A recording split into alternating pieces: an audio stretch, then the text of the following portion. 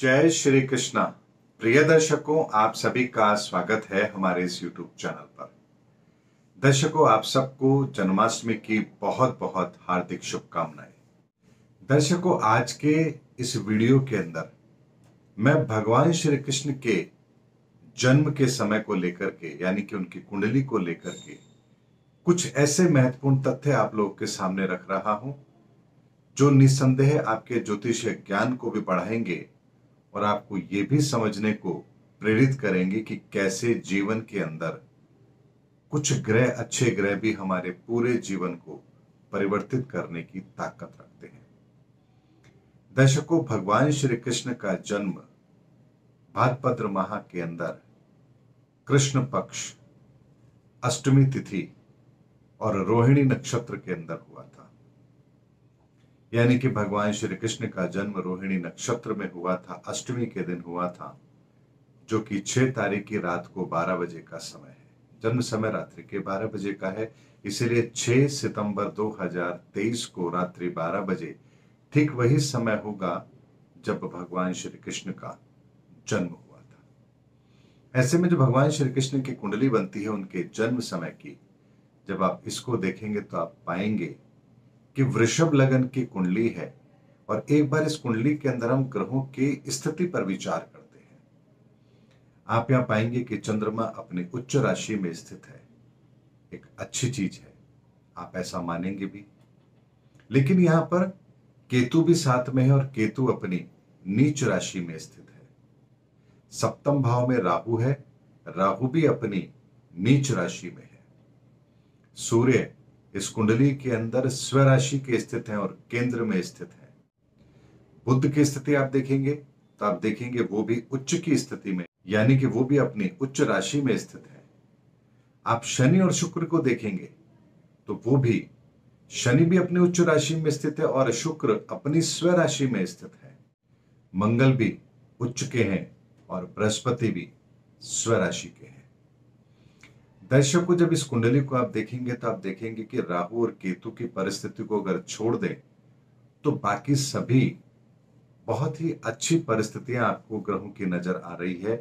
ज्यादातर ग्रह या तो अपनी उच्च राशि में या स्वराशि में स्थित है। ऐसे में ग्रहों का इतना बड़ा साथ उनको मिल रहा है, इतनी अच्छी परिस्थितियां, ग्रहों की परिस्थितियां उनकी कुंडली में है, तो कुछ प्रश्न हमारे दिमाग में जरूर आने चाहिए। फिर इतनी अच्छी कुंडली होने के बाद भी उनका जन्म कारागार में हुआ। बचपन में ही मां का साथ छूटा, पिता का साथ छूटा, कहीं और पले बड़े। जन्म के साथ ही उनके दुश्मन भी इतने थे कि न जाने कितनी बार उन्हें मारने का प्रयास किया गया। जिसे वो प्रेम करते थे, राधा को, वो भी उन्हें नहीं मिली। जीवन भर संघर्ष किया और हमेशा धर्म के रास्ते पर चलते हुए उन्होंने अपने पूरे जीवन के अंदर एक आदर्श उदाहरण पूरे समाज के लिए, पूरी दुनिया के लिए पेश किया। दर्शकों, यदि कुंडली इतनी अच्छी है, ग्रहों की स्थिति इतनी अच्छी है, तो फिर उनके जीवन में इतना बड़ा संघर्ष क्यों आया? महत्वपूर्ण यही है और इसीलिए मैंने आज ये वीडियो बनाया भी है। यदि आप इस वीडियो को अंत तक देखेंगे तो आपको ग्रहों की स्थिति और उनके प्रभाव, इसका जो कॉम्बिनेशन होता है, इसको समझने में आपको बहुत बड़ी मदद मिलेगी।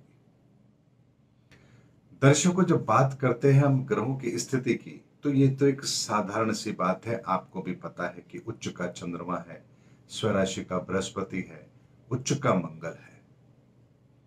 लेकिन महत्वपूर्ण ये नहीं होता।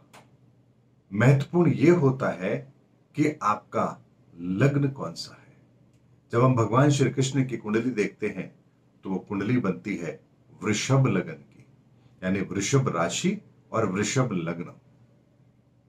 अब ऐसे में वृषभ लग्न की जब हम बात करते हैं तो यहां पर चंद्रमा अच्छी स्थिति में नहीं होते हैं वृषभ लग्न के लिए, क्योंकि वो अष्टम से अष्टम भी हैं और तीसरे भाव के स्वामी भी हैं। ऐसे में चंद्रमा इस कुंडली में शुभ नहीं होंगे और लग्न में बैठे हुए चंद्रमा, जिन्होंने कभी भी भगवान श्री कृष्ण को चैन से बैठने नहीं दिया, यानी हमेशा मानसिक चिंता का कोई ना कोई कारण उन्हें अवश्य दिया है। चाहे बचपन के अंदर पूतना ने उनका वध करने की कोशिश की हो, कालिदह आपको पता है, कंसवध आपको पता है। उसके अलावा भी उनके जीवन में कितने ऐसे क्षण रहे हैं जब भगवान श्री कृष्ण ने विषम से विषम परिस्थितियों का सामना किया। यानी कि चंद्रमा उच्च का होने के बाद भी, चूंकि यहां अष्टम से अष्टम की थ्योरी एप्लीकेबल होती है, इसीलिए उन्हें कभी भी चंद्रमा ने मानसिक शांति नहीं लेने दी। उसके अलावा दशकों उच्च का चंद्रमा होने के बाद भी सप्तम पर दृष्टि होने के कारण से जिन्हें वो प्रेम करते थे उनसे विवाह नहीं हुआ। यानी भगवान श्री कृष्ण का वैवाहिक जीवन भी यहां पर उनके लिए अनुकूल नहीं था। ये उच्च के चंद्रमा का प्रभाव है। और चंद्रमा और राहु की आमने सामने की स्थिति वैवाहिक जीवन को लेकर के बहुत सारी ऐसी स्थितियों को उत्पन्न करती है जो किसी व्यक्ति के लिए ठीक ना हो।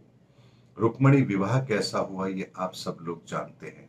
भगवान श्री कृष्ण को कैसे अपने जीवन में हजारों स्त्रियों को अपना नाम देना पड़ा, ये कथा भी आप लोग श्रवण कर चुके हैं। और जिनसे उन्होंने प्रेम किया राधा से, वो भी उन्हें प्राप्त नहीं हुई। ये ग्रहों का वो प्रभाव है जो चाहे फिर भगवान भी इस धरा पर आते हैं तो भी उन्हें उन परिस्थितियों का सामना जरूर करना पड़ता है। अब बात करें मंगल की, तो मंगल भी यहां पर उच्च के स्थित है, नवम भाव में भाग्य स्थान पर स्थित है। लेकिन चूंकि इस कुंडली के अंदर मंगल भी योग कारक नहीं है, क्योंकि सप्तम का स्वामी आपका शत्रु होता है और द्वादश भाव का स्वामी मंगल, दोनों के दोनों घर ऐसे हैं जो शुभ नहीं है और मंगल उस घर का स्वामी है। इसीलिए मंगल की स्थिति भी इस कुंडली में अच्छी नहीं है, बेशक चाहे वो उच्च के ही क्यों ना हो। इसीलिए जन्म के साथ ही पिता का साथ भी छूटा और उन्हें अपने जन्म स्थान से दूर भी जाना पड़ा और जीवन पर्यंत भी उन्हें कभी भी पिता का पूर्ण सुख प्राप्त नहीं हुआ। बात करें बृहस्पति की, तो 11वें भाव में बैठा हुआ बृहस्पति, स्वराशि का बृहस्पति, अगर आप ज्योतिष का ज्ञान रखते हैं तो आप प्रथम दृष्टा यही बात कहेंगे कि बृहस्पति तो इनकी कुंडली में बहुत अच्छा है, लेकिन वृषभ लगन की कुंडली के अंदर यहां स्थित बृहस्पति भी व्यक्ति के लिए शुभ फल देने वाला नहीं होता है। इसीलिए 11वें भाव से जब बृहस्पति पंचम को देखता है तो संतान का सुख बृहस्पति ने अच्छा नहीं दिया। और चूंकि 11वां भाव हमारे बड़े भ्राता का भी होता है, इसीलिए बलराम जी से सदैव कृष्ण का 36 का आंकड़ा रहा, या यूं कह सकते हैं कि उनकी आपस में कभी बनी नहीं। ये बृहस्पति के कारण से होता है। लेकिन चूंकि उच्च का बुध पंचम में बैठा है, इसीलिए वो अपने बुद्धिमता से हर परिस्थिति को अपने पक्ष में करने में कामयाब अवश्य रहे हैं।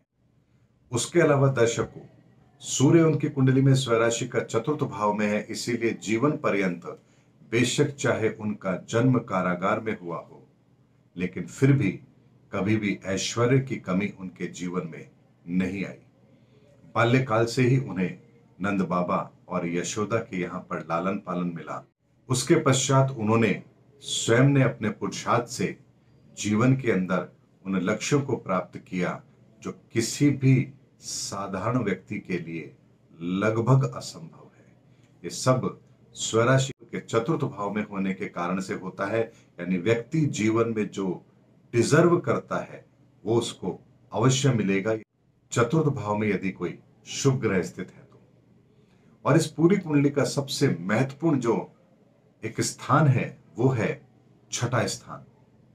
आप लोगों ने ज्योतिष के अंदर सुना होगा कि छठा स्थान मतलब खराब स्थान, लेकिन भगवान श्री कृष्ण की इस कुंडली के छठे भाव के अंदर ही उच्च का शनि और स्वराशि का शुक्र है जो लग्नेश भी है। ऐसे में छठे भाव के अंदर ये दोनों ग्रह शत्रुहंता योग बनाते हैं। यानी ऐसे जातक के जीवन के अंदर शत्रु कभी भी उसके सामने टिक ही नहीं सकता। और यही कारण है कि भगवान श्री कृष्ण ने हमेशा से अपने शत्रुओं को परास्त किया है, चाहे फिर बचपन में पूतना का वध हो या महाभारत के पूरे युद्ध के अंदर उनका अपना युद्ध प्रबंधन हो। ऐसे में दो शुभ ग्रह जो छठे भाव में बैठे हैं, इन्हीं दो ग्रहों ने भगवान श्री कृष्ण को पूरे जीवन यश सम्मान की प्राप्ति भी कराई है और शत्रुओं को उनके सामने टिकने भी नहीं दिया है।